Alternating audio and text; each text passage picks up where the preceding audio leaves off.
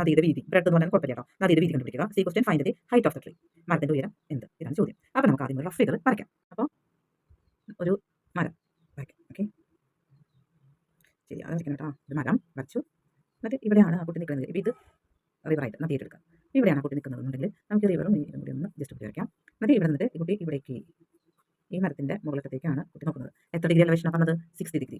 60 degree എലവേഷനിൽ കുട്ടി നോക്കി.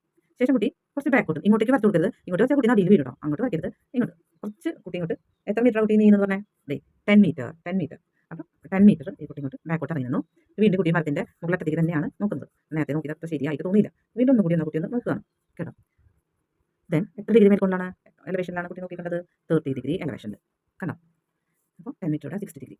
Then നമ്മൾ റഫ് ഫിഗർ വരച്ചു. നമ്മൾ പേര് ഇട്ട് കൊടുക്കണം. A B C D. ഇപ്പോൾ പി ക്യു ആർ എസ് എന്നോ എക്സ് വൈ സെഡ് എങ്കിലും കൊടുക്കാം. പക്ഷേ നമ്മൾ ഓർഡറിൽ കൊടുക്കണം. അത്രയേ ഉള്ളൂ. നമ്മൾ എന്തൊക്കെയാണെന്നൊക്കെ ഒന്ന് നമുക്ക് വരച്ചു വയ്ക്കാം. നമുക്ക് മനസ്സിലായി. സി